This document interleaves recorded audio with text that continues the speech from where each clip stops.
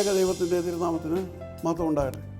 കർത്താൽ പ്രിയ സഹോദരങ്ങളെ, world to world ടെലിവിഷൻ്റെ ആഭിമുഖ്യത്തിൽ നടത്തപ്പെടുന്ന ബൈബിൾ ക്രൗൺ പ്രതിദിന പ്രശ്നോത്തരിയിലേക്ക് നിങ്ങളെല്ലാവരെയും കർത്തൃനാമത്തിൽ സ്വാഗതം ചെയ്യുന്നു.